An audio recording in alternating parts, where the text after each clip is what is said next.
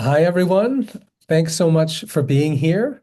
I'm very excited. We have today the second of our 2026 events, and we have with us Anna Strhan from the University of York. She's going to be giving a talk about, I believe, her most recent book. I'm going to give her an introduction, and then I'll pass it over to her. And maybe I should introduce myself. I'm Galen Watts, Associate Director at the Institute for Religion, Culture, and Societal Futures at the University of Waterloo and St. Jerome's.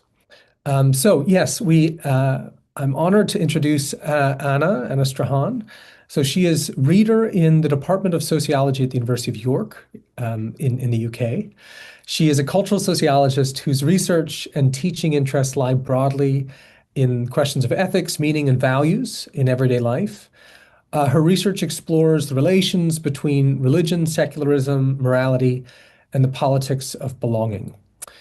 She's published widely on these themes.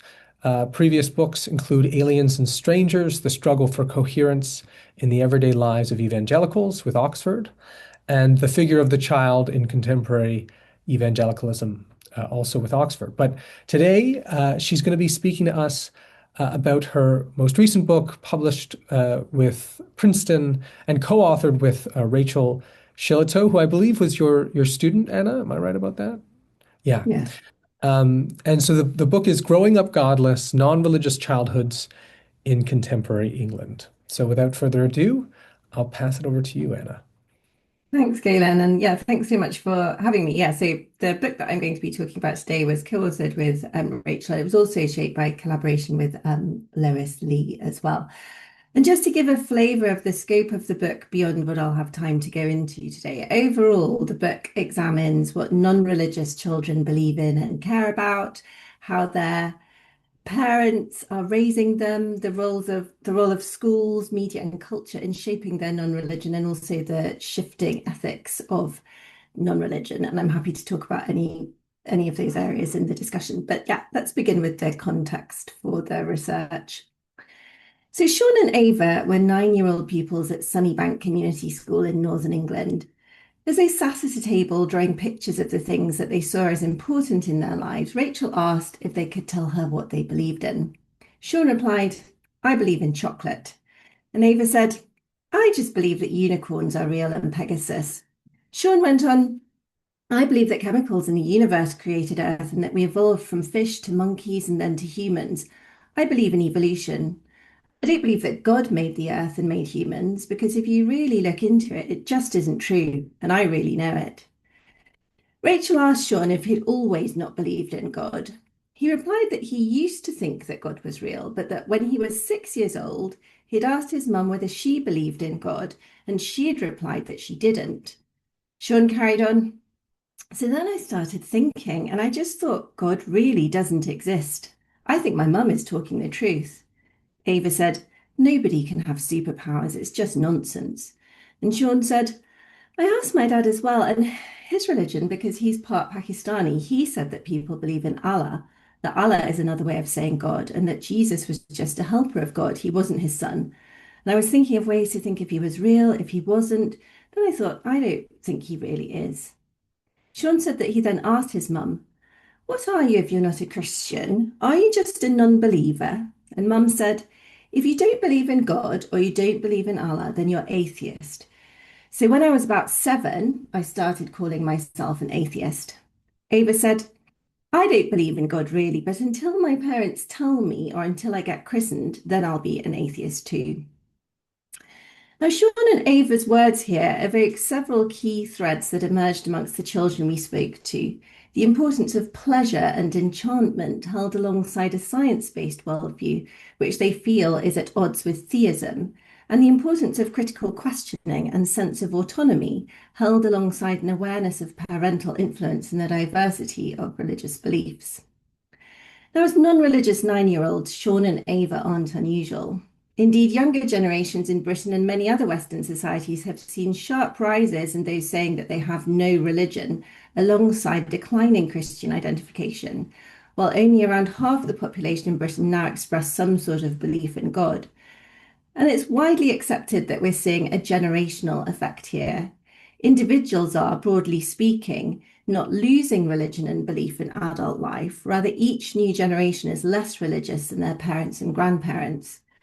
So the growth in non-religious identification seems to be driven by what happens to people before they reach adulthood, not after it, which begs the question, what's happening before adulthood that drives these changes? Historically, much of what we knew about the growth in non-religious identification emerged from studies that focused on religious decline and the loss of belief, rather than exploring the nature and substance of the non-religious worldviews children are growing up into, or how and why they're attracted to them. So our project aimed to address this question through exploring how children in middle childhood, that's age 7 to 10 years old, grow up to be non-religious and what that actually means, both for the children themselves and for how we think about non-religion and non-belief. So we conducted ethnographic fieldwork and interviews in state-funded primary schools in 3 contrasting areas in England. The first school, which we call St. Peter's, and these are all, of course, pseudonyms, was a Church of England academy in a very diverse urban area in southern England. The second field site, which we call Waterside, was in a suburban middle-class setting in northern England. And our third field site, Sunnybank Community School, was in a mostly rural working-class setting in northwest England, where a relatively low proportion of the population identify as non-religious. And alongside participant observation, we carried out paired interviews with 30 to 40 children in each school, all of whom are aged 7 to 10 years old, so 115 pupils in total. And we interviewed the parents of around half of that sample, so spoke to 55 parents in total, and interviewed 4 teachers in each school. And we also used drawing and photography activities for the children to share their ideas about what mattered to them in their lives and the things that they believed in. And these Anna, photos, yes. I realize, we're not seeing your slides. Oh, sorry. I Yeah, should. no, I thought you were going to start them at some point, but I wasn't sure. I didn't want to interrupt you, but Sorry, I will share. Let me just get this. Sorry, I forgot to let me that's get this okay. slide. Yeah. I was like, maybe she's got an opening and then she's going to sort of put Boom. them. No, good point. No, Here I we mean, it go. was so enthralling. Didn't need the slides. Okay, there we go. There we go. Okay, we can see them now. Thank you. Thanks, Galen, for letting me know. So yeah, the pictures that you can see on this slide are from the drawing activities with the children. So yeah, we asked them to draw pictures about things that they believed in and that mattered to them in their lives. And we also asked them to take photographs of things and places that were important to them. Now, we sampled the children using a worksheet activity that asked about their belief in God. And we worked with children who answered no or not sure to the question, do you believe in God? And relatively few of these children actually self-identified as atheists. So in using the term atheist, we're referring to a kind of negative atheism in the sense of belief in the sense of the absence of belief in God rather than a self-conscious atheist identity. And our sample included children whose parents had religious and non-religious identities and theist and atheist beliefs. And to understand how children were becoming non-religious, we analysed the relative significance of what we called push and pull factors. And push here refers to anything that pushes you away from religion. For instance, religion becoming experienced as boring, and pull refers to the draw of alternative worldviews. And we wanted to examine whether push and pull factors are independent of one another, or do they combine together in experience? Now, we expected to find a variety of non-religious worldviews at play in these children's lives. For instance, the spiritual but not religious or agnostic worldviews that studies working with non-religious adults have identified. However, we ended up finding a pervasive worldview amongst the children that we were working with that we describe as humanist. So the book therefore focuses on how this humanism was being formed and its distinctive textures and role in the formation of the children's non-religion. Now, of course, humanism is a term with many meanings informed by different historical lineages. When we talk about humanism, We're approaching it as a form of life which centers the agency, significance, and achievements of humans, rational thought, empiricism, and the scientific method as ways of knowing the world. In humanist ethics, decisions are based on reason, empathy, and a concern for human flourishing, and are strongly interwoven with ideas of rights and freedoms and principles of equality and respect. So when we refer to humanists, we mean those who share this worldview, whether they call themselves humanist or not. And for clarity's sake, we distinguish between what we call uppercase humanism and lowercase humanism, using uppercase humanism to refer to self-conscious identification with humanist histories, traditions, and organizations. And we use lowercase humanism to refer to this broadly humanist form of life that doesn't necessarily include conscious identification with these organizations or histories, even if it is shaped by their inheritance. And although we use terms like non-belief and non-religious, we argue, like Galen does in the spiritual turn, that it's important to move beyond the language of religious decline and the loss of belief, and instead move towards more substantive, positive understandings of the other than religious forms of life that people are increasingly being drawn towards. Indeed, many of the children we worked with expressed a desire to be defined by who and what they are rather than what they're not. Let's turn then to what the children had to say. So, a consistent theme across the children's home lives was the relative absence of religious socialization. Even church-going Christian parents were not actively socializing their children in relation to religion at home beyond going to church. However, it wasn't only the absence of religious socialization that was significant here. It was also the fact that children picked up on religion as not mattering to their parents. For instance, when asked how he thought his parents would identify in relation to religion, Callum from Sunnybank said, "I think my mum will pick no religion because she doesn't have a religion. She only thinks about washing up. My dad might be a Christian because he was christened, but he hasn't actually said it yet. My granddad might be none of the above because he doesn't actually do anything. He just sits inside and watches the football and the cricket."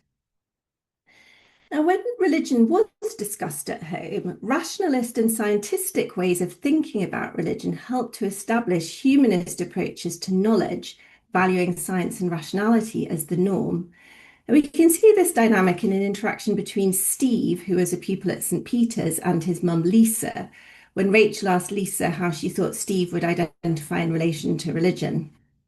Lisa said, "I think Steve is a not sure, even though we do go to a Church of England church." Steve interjected, "At school, what I said was no religion." Lisa said, "You say no religion. Okay, then that's the one I would choose for Steve. Steve and Amanda, that's Steve's sister, have a very scientific brain, so they find it very difficult to, the stories in the Bible. He finds it very difficult. And we've talked about this as well, the parting of the Red Sea. That's very difficult as an adult, as well as a child." Steve said, "It's quite hard to believe." Lisa said, "Gravity wouldn't allow that to happen, would it?" Now, Steve also clearly articulated his sense of the implausibility of God in his interview with his friend Craig. And through this, we see how his non-belief was further implicitly resourced by both his father and through interactions with friends. Steve said, "I don't believe in God because I think it's just a huge myth that's been going around." Craig said, "Like it's insanely impossible." Steve said, "Yes, it's like there's this really weird religion. I think it's called Pastafarian, and they just believe there's a huge spaghetti monster. That's what I've been told by Dad." Now, Steve's comments show how humanist empiricism and ways of thinking about science acted as both a draw towards humanism while also decreasing the plausibility of religion for children. And this wasn't only the case for children whose parents were non-religious. For instance, although they were church-going Anglicans, Lisa said that she and her husband talked much more about science than about their Christian faith with their children. She said, "When we're educating the kids, we talk about a lot of things that you know the answer to. We do a lot of maths at home. We do a lot of science things. We've been watching Blue Planet. Religion is really difficult because, the idea of dying, going to heaven. Equally, I do believe that all of us, the four of us, are very much sciencey, mathsy." And Steve's comments in his interview with his friend Craig indicated how they valued maths and science in contrast with religion, which they saw as of little salience. Steve stated, almost everything involves maths, while Craig said he wanted to be a professor of science or something which involves a lot of science and maths. Moreover, their engagement with maths and science were interwoven with emotional registers of enjoyment and were part of their friendship together. For instance, Craig said, "Me and Steve really get maths, like a lot. I think that's the reason why we're always best mates. Guess what he got me for my birthday? He got me a whiteboard with a pen, a math set and stuff." Now, when talking about what they believed or didn't believe in, many children spoke about science, and when asked to draw what they believed in, they often drew pictures like these representing the Big Bang. Louise, a St. Peter's pupil, said, "I don't believe in God. Basically, I would say I believe in science and the Big Bang theory." And she also expressed a sense that theism was illogical. She said, "People say God didn't come from anywhere, he was just always there. But then I think everything has to come from somewhere. If God comes from nowhere, then how can he exist?" And children often also spoke about this faith in science as interwoven with a love of the natural world. Lucas from Sunnybank, for instance, positioned his atheism as related to his belief in science and a draw towards nature, stating, "I don't believe in God, I believe in evolution. Well, I've always been sort of a nature guy. I've always been a bit like Charles Darwin, attracted to nature, wanting to learn more about it. And I'm with Charles Darwin. I don't think that God created everything." Now, for many children, schools were actually more significant than home in shaping their humanist ways of knowing. Indeed, children with limited exposure to discussions of religion or science at home seem to acquire their belief in science almost entirely from school. For instance, Harriet noted that her son, with whom she said she never discussed religion, came home from school one day and announced that he believed in evolution. And across the schools, the daily rhythms of school life reinforced empiricist thinking, with the core subjects of math, science, and English dominating the morning, often encroaching on time for other subjects in the afternoon. And this central placement of science and maths in the curriculum unsurprisingly led children to see science and empiricism as important. But interestingly, it was through religious education lessons, which are compulsory in schools in England, that the children came to connect their atheism to empiricism and to perceive religion and science as opposed. This was evident in lessons comparing theistic creation stories with the Big Bang and evolution. Furthermore, RE lessons encouraged children to think that belief in God was something that could be evaluated on the basis of evidence, leading most to conclude that it lacked empirical support. As Mrs. Fordham, a teacher at Sunnybank, explained, they're forming their own views and opinions and basing it on science. When we do, "Is God real?" in RE, it's from a scientific point of view. Where's the evidence? Now, when questioned about whether non-religious worldviews were being taught in RE, teachers frequently positioned science as the de facto representative of non-religion. Mrs. Aspin at St. Peter's, for example, explained, "We've been looking at the science view in RE, and that can be opposing the religious view." And the children's narrative supported this, revealing how they were coming to perceive scientific viewpoints as inherently non-religious. Louisa's experience highlights this dynamic. She said, "In the last few years, I haven't been liking RE because they're constantly talking about religious stuff. I know it's called religious education, but there are other beliefs like the Big Bang theory and stuff. But this year, I was kind of a bit more glad because in the creation story, they also did it about the Big Bang. They didn't just do creation story and like Jesus and God and stuff because that's what they always do. They never seem to do stuff that other people believe in. I know that I'm not the only person who doesn't believe in God. Loads and loads of people in my class don't, but they never seem to talk about that. They just talk about the religion." And Louisa's feeling of being overlooked in RE due to the limited attention given to non-religious perspectives was a common refrain amongst the children. Mason, a Sunnybank pupil, echoed this, stating, "The thing I don't really like about RE is that I think there was only one RE lesson that I can recall out of the whole of school that was about like humanists and non-religious people." Now, although the schools were fostering this implicit humanism, most children had little opportunity to encounter humanism as a defined tradition. Most parents didn't consciously discuss humanism or actively socialize their children into a self-conscious tradition they identified as humanist, and religious education rarely focused on humanism. Indeed, it was striking that the only children who actually called themselves humanist were at Sunnybank, which was the only school where they had learned about humanism in RE. And this knowledge gave children here the confidence to name and articulate their worldview. For instance, Hayden linked his empiricism with humanism, stating, I feel like I'm a humanist because I like science and I always like to back up my answer. And comments from another pupil here, Callie, also showed how school learning and family conversations could intertwine in children's developing self-identification. She said, when I became the age of 7, we were all talking about God, and I didn't believe there was a God. I just thought it was made up like a myth. I said to my mum, is there a religion that I can have because I don't want to be nothing? That felt to me like I'm not special. My mum said there's a humanist, so I became a humanist when I was 8 or 9. Now, further fueling the draw towards humanism was a powerful emphasis on individual autonomy and self-determination, a value that resonated strongly with all the children, parents, and teachers we spoke with. For instance, Molly and Rosie, pupils at St. Peter's, discussed how they were aware of their sense of autonomy developing as they grew older. Molly said, if I was in reception, which is the first year at school, and you were talking about this, I would have definitely said I'm Muslim because my dad is. Rachel said, sure, but as you got older, Molly went on, I've realized that religion is something that you choose to be. You don't inherit it. I mean, you could inherit it, but you choose to inherit it. You choose to be what you are. Rosie said, when I was younger, I thought I had to be a Christian because I went to a Christian school, but now I know I don't really have to be anything. I can just believe what I like and I can choose. I don't have to follow what school I go to, what people believe in. I don't have to do that just to fit in. I can choose whatever I like. I used to think that I had to be Christian to fit in as well, otherwise everyone would not like me. But then I realized Molly likes me. She knows I'm not a religion. Molly said, I thought the same thing too. And Rosie said, I have a lot of friends, even though I'm not a religion. And then I realized I could just believe whatever I liked.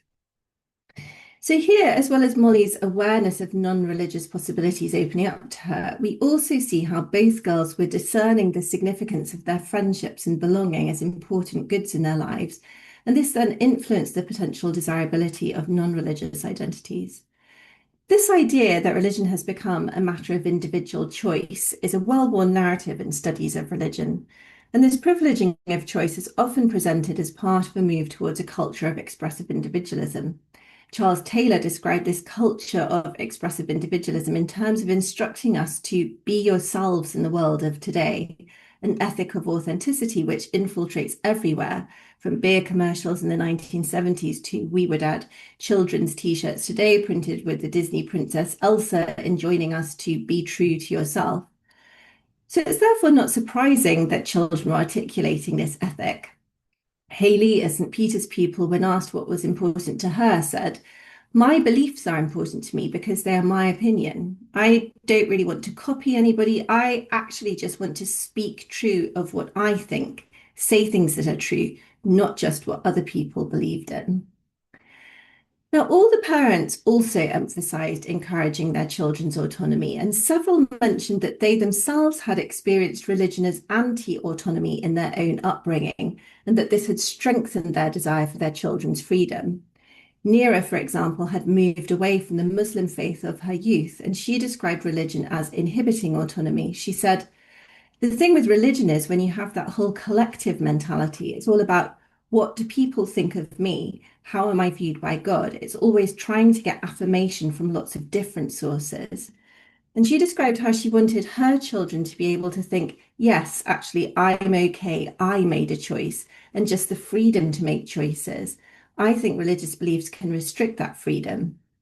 And Laura, a Sunnybank parent, expressed a similar sentiment, commenting, I want to think for myself. I want to decide for myself. There is a tension, isn't there, with following a particular faith and being told how to think about the world. And Laura described having gone to a church school as shaping her understanding of religion as she put it, very patriarchal. The idea of women's roles in biblical narratives really worries me. And that's something that I've always felt doesn't fit with how I think about the world. And she saw her reaction against her own upbringing as shaping how she was raising her children, commenting, "It's wanting to have the freedom to be able to choose your own path and to give that freedom to our children to say, you choose your own path, and question if somebody says to you, this is the truth." Now, this embrace of freedom and choice has been criticised as undermining commitment to communities and the civic good, and the religious lives of the young are often critiqued in these terms. Yet, if we look beyond just what is being said about choice, we can see that entwined here are deep moral commitments to values of equality and respect. So let's turn to look at those briefly. Now, although many parents expressed positive sentiments about religion, most expressed at some point in the interview a moral critique of religion, for instance, in terms of hypocrisy, or as the cause of violence, or as undermining equality. Greg, for instance, said, "Religion seems to grasp ownership of morality in a way that I think undermines each individual. Religion traditionally has said, no, we'll be your morality and you'll follow that. To have it written down on a stone tablet and come down upon you, to me, it links up to that whole male dominance in society and the mess we're in now with sexual harassment. The sooner we can rid ourselves of that father figure dominance, the better." Now, the children mostly didn't express these moral critiques, and their more open stance towards religion was reflected in the fact that some children spoke about how they might decide to be religious in the future. Yet their belief in equality and individual autonomy did resonate with their parents' stances. For instance, when asked what she believed in, Fran from Waterside said she believed, as she put it, you can make your own decisions. "I believe that, in the olden days when women didn't have rights, I believe that they should have had the rights like men did. Yes, that's mostly what I believe in." And Fran said that her father had told her she could make her own decisions about belief, and she compared this sense of freedom of religion and belief to other aspects of equality, saying, "It's your choice if you want to be gay or not. It's your choice of everything, isn't it? My dad didn't say God doesn't exist, and he didn't say God does exist. He said, you decide." And as well as by parents, these convictions were being resourced through media and culture. Fran, for instance, commented that her values were influenced by TV shows like the BBC's Horrible Histories, which she noted had songs about historical struggles for women's rights. Now, the parents mostly spoke about equality in relation to gender, but the children spoke about equality in relation to other categories too, especially race, ethnicity, disability, and sexual orientation, and they included religion in as a category of identity amongst these.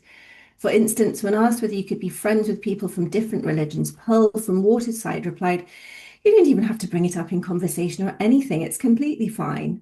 For instance, if you're friends with someone from a different country, let's say, I would still be friends with them because it doesn't really matter what race or language you speak. It doesn't matter what skin color you have, country you're from, or if you have a disability. Everyone should be friends." And this largely taken for granted ethic of respecting difference was widely expressed by children and contrasted with the parents who often expressed a sense of religion as an anti-egalitarian force in the world. And parents' perceptions of religion as violating equality tended to be most strongly expressed in relation to gender and sexual orientation. And this relates to longer-term historical trajectories which help situate the children and their parents within the intergenerational expansion of humanism. Historian Callum Brown notes that the long 1960s generation were the first en masse to confront religion as they challenged traditionalist Christian norms in relation to gender and sexuality. And they were the first en masse to find ways of leaving religion. Now, the parents in our study are broadly the children of the long 1960s generation, and they inherited from their parents a sense of equality as central to their moral cosmos, and also this sense of a tension between religion and equality. So their valuing of choice and individual freedom is not to do with self-interest or narcissism as it's sometimes characterized, but is fundamentally a moral concern for the rights and freedoms of those who were, and in many instances still are, oppressed by socially conservative norms. Now, this changing socio-political landscape in which, as Linda Woodhead describes, wave after wave of the previously more marginalised have come to have more choice and voice in the course of the 20th century, was famously described by Raymond Williams as the long democratic revolution. And the roots of this revolution can be traced through a range of social and cultural changes, which took place across a wide range of contexts, including schooling, the growth of higher education, struggles for diverse forms of representation, changing media and cultural consumption, and human rights legislation. But when thinking about the children in our study, it's important to underscore that this long democratic revolution also extends to including children. So, changing practices of child rearing and schooling, such as ideas of respectful parenting and child-centered education, have increasingly given children a sense of their own freedoms and rights to lives of their own. So, this means that they're growing up with a strong sense of their own and others' freedoms to cultivate their own beliefs and identities, and that's being nurtured within both family and school spaces. For instance, discussing the fact he'd been christened as an infant, Joe, the pupil from Waterside, said, I used to say to my mum when I was in year 2 and year 1, Mum, why did you ever christen me? Why didn't you let me choose what I wanted to do with my life and things like that? Rachel said, what did she say? And he replied, she said, because I want you to believe in God. If you don't, that's fine. Well, why didn't you wait until I could choose? I might have chosen to get christened, but I just don't like being told what to do, really. So this illustrates not only how this ethic of children's self-determination was shared across generations, but also how it could intensify. Joe's mother did value his ability to choose, but Joe thought that she could have opened this up even further. Now, the term respect was widely used across the schools to express this liberal humanist ethic of equality and individual freedom. And at each of the schools, respect was one of the core school values, and parents also described respect as an important value for them. So it wasn't surprising that the children also used this vocabulary. For instance, when discussing collective worship, which is a legal requirement in schools in England, Coco said, I just want to be respectful and thankful that people believe in these things. While Pearl expressed a concern that talking about her non-belief might risk disrespecting others, she said, I really don't want to offend anyone. There are 2 people in our class. I think they're strong believers, and I don't want to say that I don't believe in front of anyone. And she described how occasionally discussions in lessons could violate this ethic of respect, mentioning that in one RE lesson about Muslim pilgrimage, a Christian child had said, that isn't true. And she commented, I don't think you should have said that because people believe in lots of different things. So it isn't nice to say that isn't real because it can offend a lot of people. So Paul's comments reveal a kind of paradox beneath the surface of respect. Her ethic of respect extends to those with a religiosity that embrace her pluralist ethic, but is much more ambivalent about outlooks that don't. And respect was also central to how the teachers spoke about RE.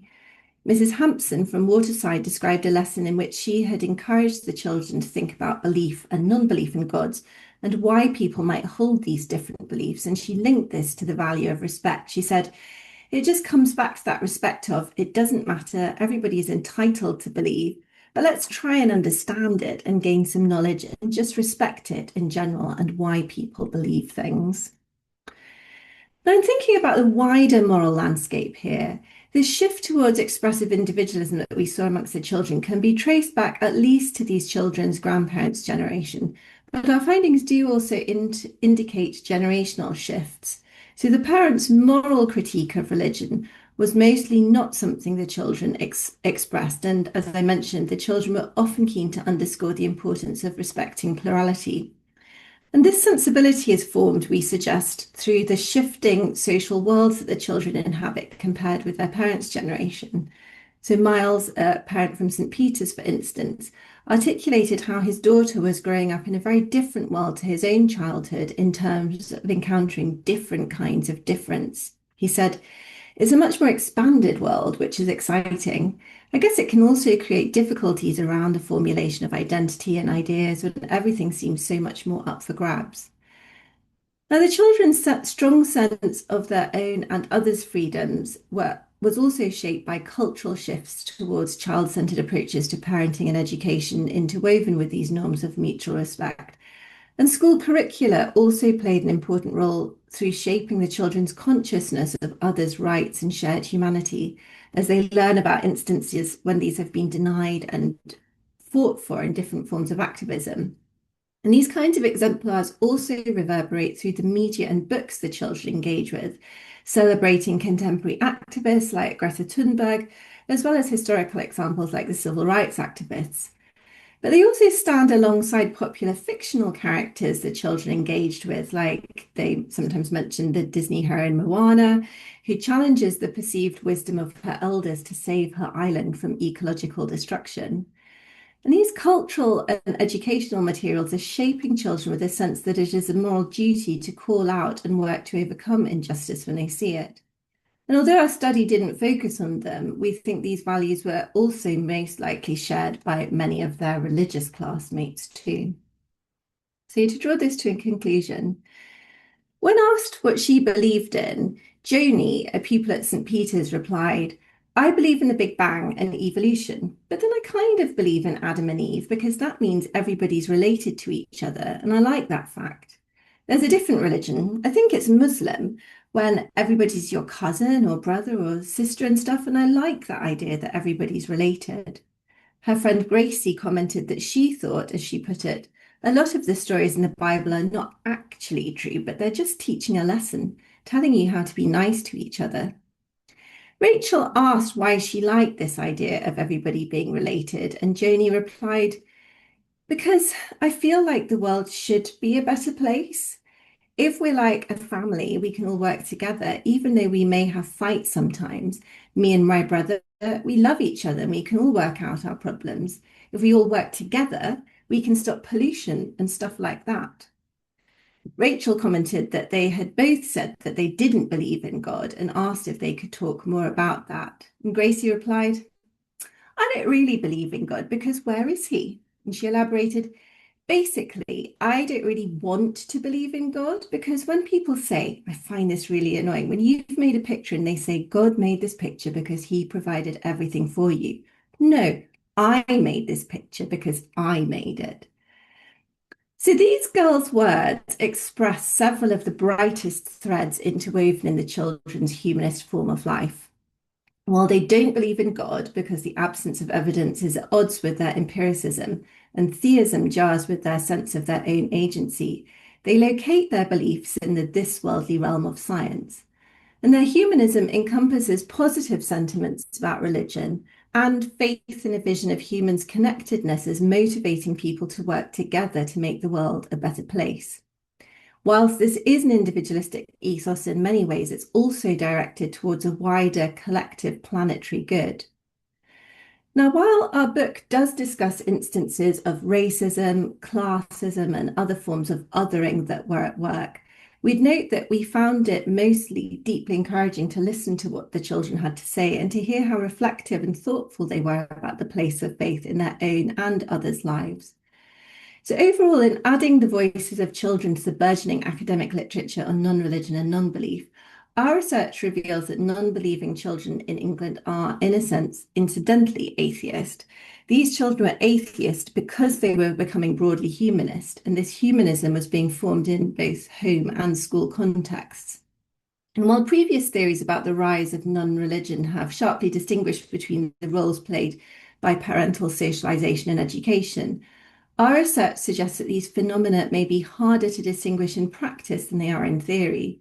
They appear rather as mutually reinforcing and interrelated, and are also strongly interwoven in the media and culture that children engage with. Now, our portrait fits with standard secularization accounts in many ways, but in a sense, we approach secularization not as a process of unbecoming, but as a process of becoming, which for these children meant becoming humanist. And this becoming, we argue, takes place through the long-term diffusion of humanist values and beliefs that shape parenting and educational practices and popular culture. And then they're becoming official in documents like professional ethics codes, international treaties, institutional value statements, and equalities legislation. Although it's increasingly fragile in many global contexts with the rise of far-right populist and authoritarian currents, this lowercase humanism is still often a somewhat slippery object, since it's taken for grantedness means it often doesn't need to be made explicit. So in this context, exploring humanism in the lives of children helps make visible how it is co-constructed by and through multiple relations with others. And our findings raise questions about whether and how other non-religious forms of life beyond humanism were being resourced in other spaces, as well as how the children's forms of life may change as they move into adolescence and adulthood. And future research might also explore how particular strains of humanism become more prominent than others. For instance, while expressive individualism was the dominant thread within the humanism we observed amongst children in these English schools, there are, of course, also other humanisms which emerge from different historical struggles and lineages. The political theorist William Connolly writes, "To be human is to be inhabited by existential faith. There is no vacuum in this domain, though there might very well be ambivalence, uncertainty, and internal plurality. On this reading, there is no constituency that is simply faithless." In the increasingly dark and divided times that we're living in, as these children spoke about what they have faith in which particular relations to non-religion, humanism, and belief were imbricated, we hope that others might find also some encouragement in their voices and share with Joni her faith that we, across generations, might recognise our interconnectedness and work collectively to help make a better world. So I will end there and I'll stop the share. Wonderful. Thank you very much, Anna. That was really interesting. I'm really excited to read the book. So we're gonna open it up for questions. We've got about a little under 20 minutes left. Does anyone want to start us off? Sarah. Hi, thanks. I can break the ice. Thanks, Anna. Super interesting. Really interesting to see how early on these various values and ways of thinking that you kind of put under that umbrella of lowercase humanism is really fascinating because it's definitely stuff you see later on with a lot of interviews with non-religious adults as well. So you can see it already developing quite early. So my question is kind of how much of this in your book do you think is kind of specific to the English context? And I'm thinking specifically of the Church of England being present in public schools because it's a state religion, which is not necessarily the case in other Western democracies, or some of them at least. So what do you think is specific to the English context, and what on the flip side would you expect to find in other countries where non-religion is quite prevalent now, say like Scandinavia, other Western European countries, for example?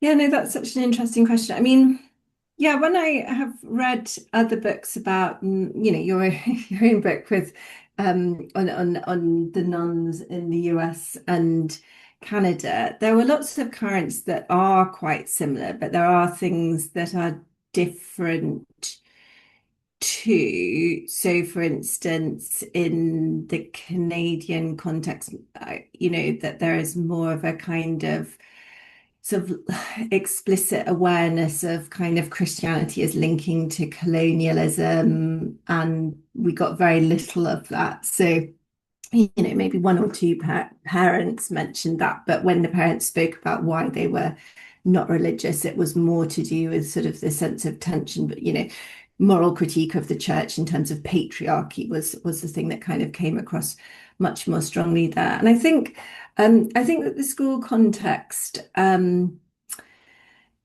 it's difficult to know without conducting a comparative study in other contexts as well. But I think that the fact, actually, if I think of, I've worked on another project since then, which has looked at schools in England, Wales, and Scotland. And in one of the schools that we worked in, although there is this legal requirement for religious education, the religious education didn't actually happen in this school. So the school was kind of ignoring it.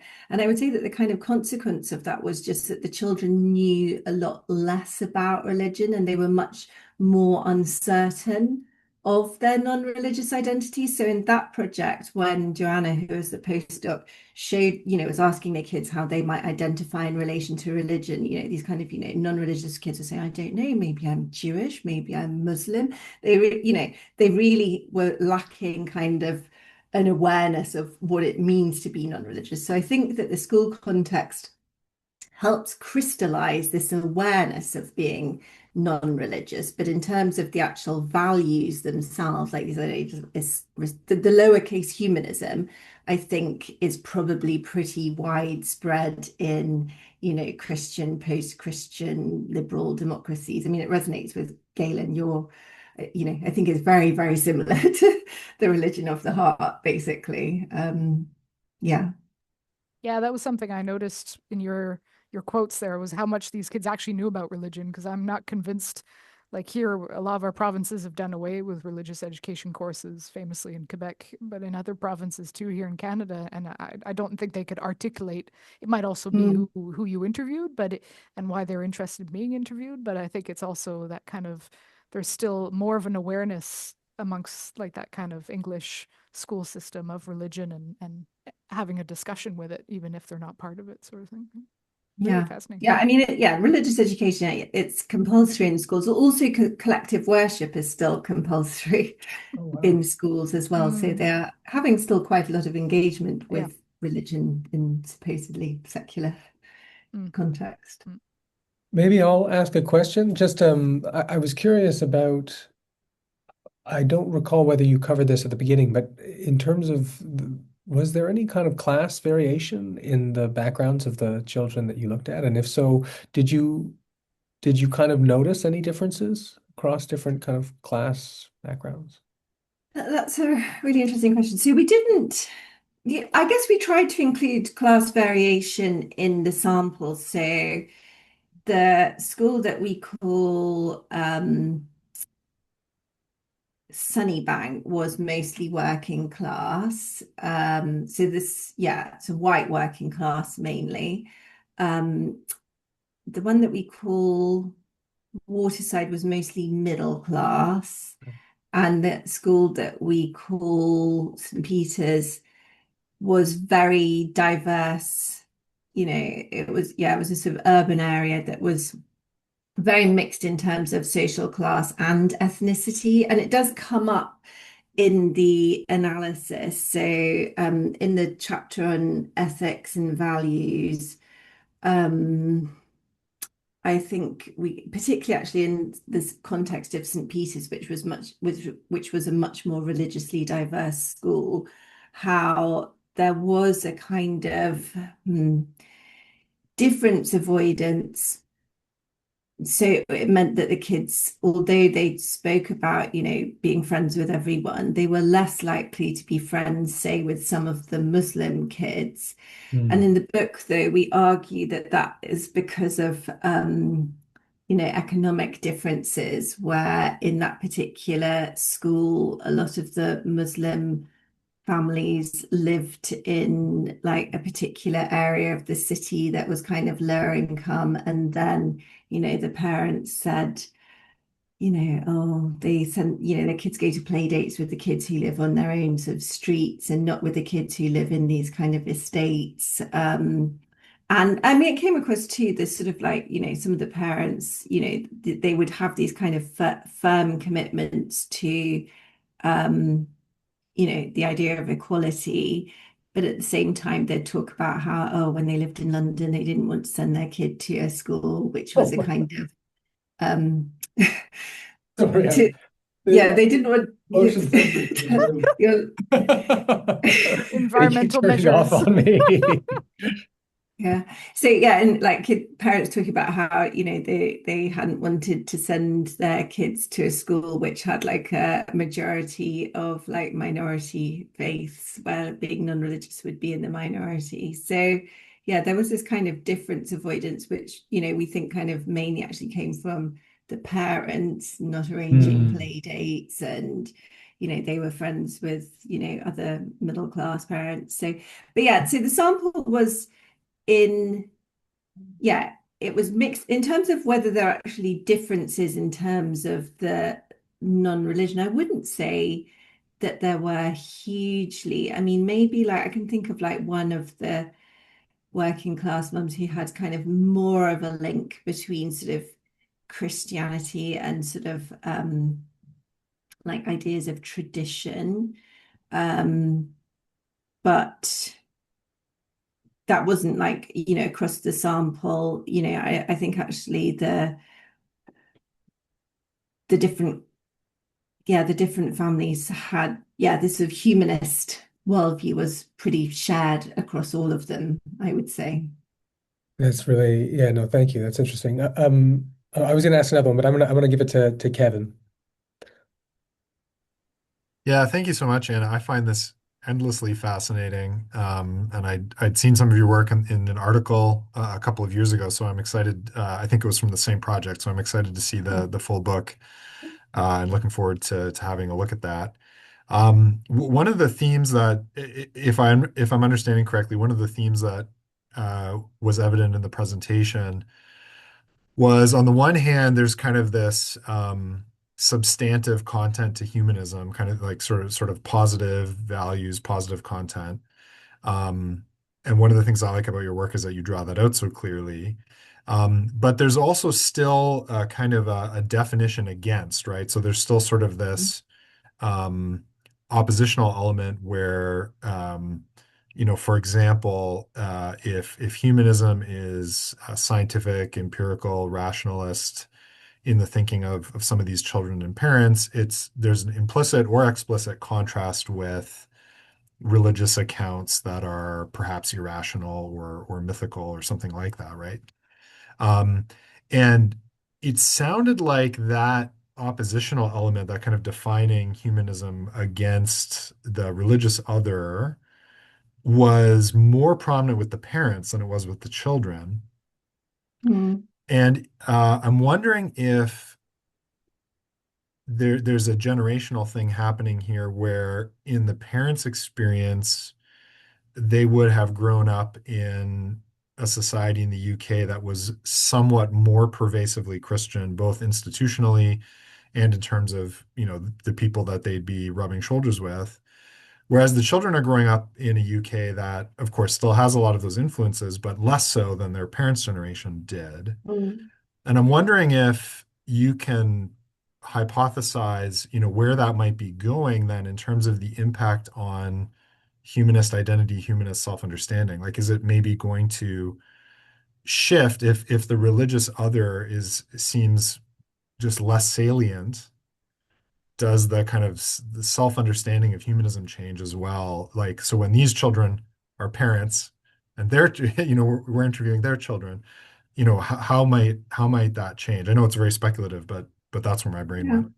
No, that's such an interesting question. So, yeah, there was a kind, I think, yes, you're right, that the parents were more consciously defining what they believed in opposition to religion. So, whereas the kids were much more like, oh, like some of the kids like, oh, I don't need religion because like I have a full life. I go to loads of clubs, or like, I one of the kids kind of talks about, well, I don't need God to comfort me because like when I'm upset, like I'll cuddle like with one of my pets, or that, but that was very different from, the parents. Lots of the parents had grown up within Christianity or other faith traditions as well.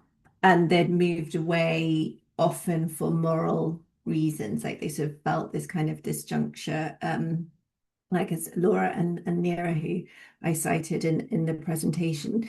But a lot of the parents were not necessarily calling themselves humanists, but yeah, there definitely was this kind of, what we're calling humanism was being used in contrast with religion. In terms of where it's going, I think in terms of the actual values and the kind of pervasiveness of this worldview, I do feel, not confident. Perhaps, even in the kind of last few years, we have kind of rising numbers of people voting for further right parties in this country. There's one point in the book where we talk about a particular lesson which is about the value of equality, and one of the boys in the class says girls are stupid, and then he kind of gets shouted down by the rest of the class. Sort of, the class are shocked, they're kind of like, this is outrageous that he said that. And then I sort of think, oh, that kid maybe has ended up in the manosphere, you know. because they would now be a teenager. We were doing the actual field work in 2017 to 2018. So I think that, and I suppose I've been thinking about kind of, sort of, teenagers and young adults that, I'm in contact with now, where I think actually that kind of sharpening against religion may become increasingly salient again when to do with kind of global events and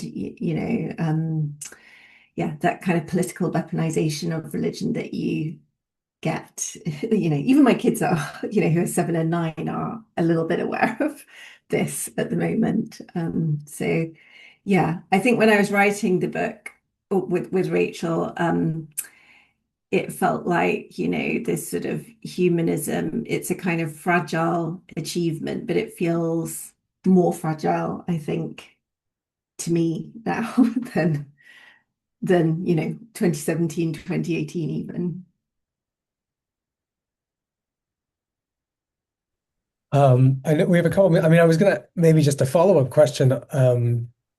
This is sort of a half-formed thought, but one of the things I'm wondering um, is so one of the things I've been thinking and reading about is kind of the in a way there's do you know the literature, Anna, on the kind of cultural omnivore in the sociology of culture? No, this is kind of okay, so I'm not going to go. Anyways, I mean, in a way, in a way it's a kind of adjacent literature that's looking at the sociology of culture and how this kind of liberal humanism, as you describe it, is also pervasive, among adults, right? I mean, it's Mhm. a kind of and one of the things that they kind of find in that literature is, and I could hear it, I think, in the accounts of the children that you quoted. Um, so the way that this has been talked about in this literature is that there's kind of two different accounts of culture in this liberal humanist worldview.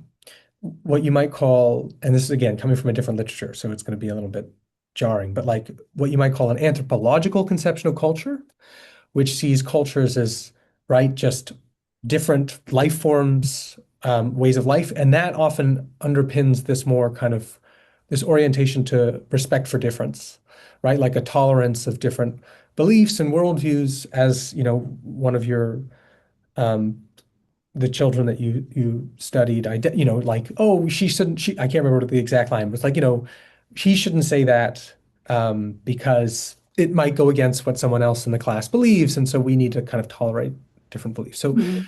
on one hand, there's this kind of anthropological conception of culture, which sees different cultures as different manifestations of, this shared kind of human condition. And then there's this, and again, this is the jarring thing. Then there's like a humanist conception of culture, which actually sees, which is more about like um, a certain conception of the good life tied to maybe a tradition of capital H humanism, right? And Mhm. that's the sort of like the good life is tied up with enlightenment, rationality, with science, Yeah. respect for individual autonomy, and one of the things that kind of literature is finding is there's like often sometimes there's tensions between these things. In real, because on one hand you're committed to a particular, say, conception of the world grounded in science autonomy, but on the other hand you're open to this more anthropological, like respect for difference of different worldviews. And one of the things I'm wondering, like I'm curious whether you found any of kind of tensions in just the, things you observed or discussions between children. But the other thing I'm curious about is whether you like one of the things I'm wondering, and this kind of follows from my own work, is whether that liberal humanist kind of orientation is most powerful, coherent when it's the taken for granted. So like when it's, when you kind of can take your own position for granted as like the thing that everybody, as it were, lives in, then you can be open in that way. You can kind of take that anthropological approach because you say, oh, we should just respect their difference, but partly because you know that your assumptions are kind of Mhm. covered, as it were. So yeah, thoughts on that?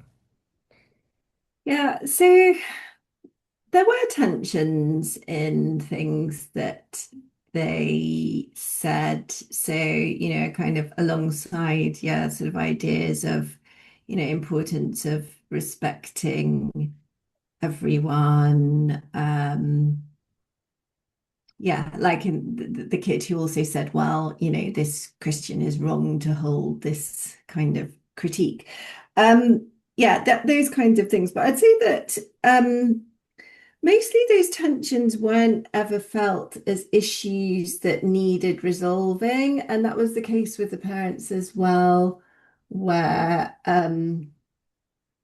they might say things, as sometimes occasionally the parents were kind of conscious of tensions, like, that despite their, like I remember, an interview with these parents who kind of spoke about their sort of commitments to equality and sort of respect for difference and inclusion. But at some point in the interview, they described themselves as intellectual snobs and said that they would kind Right, of look down on right, people right. who were Yeah. religious. So I think that kind of thing came across more from some of the parents. But I think one thing that is different between this kind of humanist form of life and, say, institutional religion is that because it's kind of so obviously there are kind of beliefs, values, they are codified in texts, in culture, but they're not kind of clearly laid out in, sort of set of institutional teachings that everyone, treats as sacred in the same way. So, my doctoral research was with conservative evangelicals, and I have the word coherence is even in the title of the book I did. From that being coherent and this sort of search for coherence was really central to the conservative evangelicals, and they were sort of looking for tensions and inconsistencies within themselves and trying to have a sort of coherent, wholehearted like commitment to monotheism.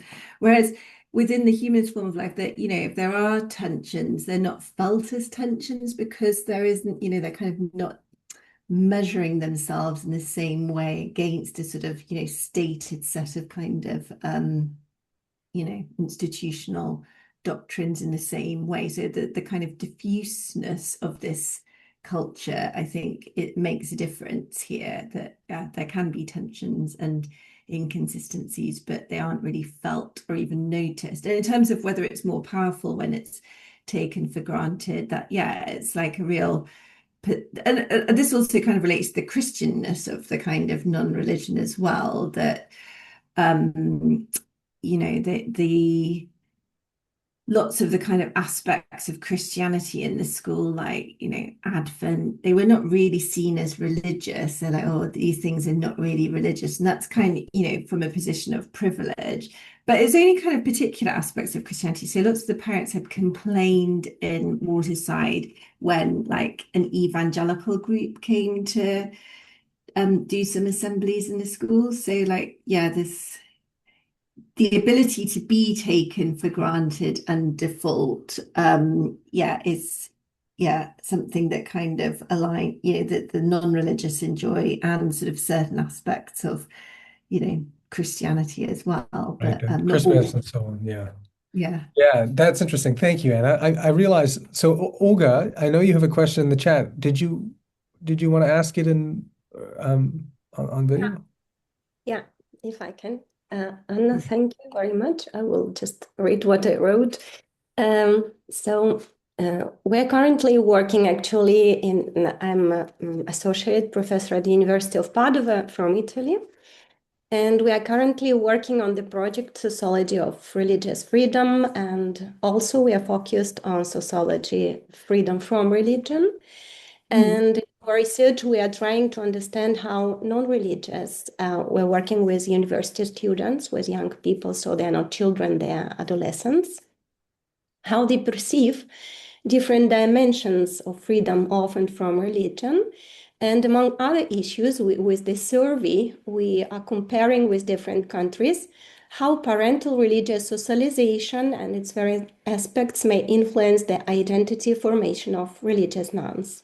So my question is, do you think it's useful, for instance, to differentiate between different modes of family socialization, religious socialization? For instance, practicing religion together versus simply talking about religion within the family.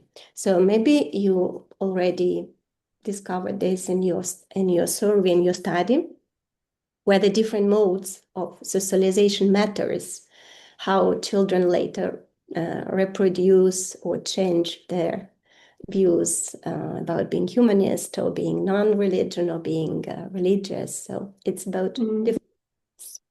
Does it matter to you? Yeah, I'm sure it would be really interesting to dig into that. And yeah, we do in a way have kind of data that speaks that. I guess the thing is like how you actually get at it. So, most of the families said that they were not talking about religion very much with their kids. However, when you then dug into it, they often were talking about religion with their kids. But it's not like, they were praying or kind of, doing religion with their kids. They were talking about what the kids had learned about in an RE lesson or something that had happened in the news or something like that. So, yeah, I think it would be, yeah, I'd say that the majority of, there were very few of the parents who were kind of talking about religion, like, intending to kind of raise their children within a faith tradition. So as I said, even the kind of Christian church-going parents, they were not talking about, religion in terms of trying to raise their children as Christian very actively. But in terms of how that shapes the ways that the children think about these things, I think we have a chapter in the book which is about the kind of aesthetic and embodied and sort of emotional dimensions of how children are relating to religion. And I think that the sort of engagement with the socialization probably also affects that at the sort of very emotional, embodied level. So there were several of the children who kind of spoke about, they'd like never really gone to church very much, and then they'd gone for a christening and they'd sort of seen semi-clad crucifixes around and been really disturbed by these because it's just not part of the sort of visual repertoire that they're kind of used to, and they haven't experience that as part of their upbringing in a way that their parents might have done. But that might be a bit different. I'm speculating here from some of the kids who were going to church more regularly, who kind of, these, so that kind of shapes this, your kind of religious or non-religious habitus almost. I sort of think that, they weren't, so yeah, they were, none of these families were really kind of talking about religion in terms of trying to kind of raise their children into a faith tradition, though there were different ways in which they were still talking about religion. Yeah, but it would be really interesting to dig further into that. Thank you very much. Thank you. Okay, well, thank you so much, Anna, again, for a really fascinating talk and for writing the book, of course, and for, yeah, sacrificing some of your evening time. Thank you to your children for, giving you to us. No, thanks so much for inviting me. And yeah, I'm sorry I forgot about the slides at the beginning. No. Honestly, I think we were all very captivated. So I think, I didn't even Okay. notice. It just occurred to me that you had them earlier. So I'm like, I wonder Yes. what plans to introduce All right. those. Okay. much, Well, Anna. thanks everyone for coming out. Thanks, everyone. And please stay tuned for our next event. Yeah. Bye. Thanks.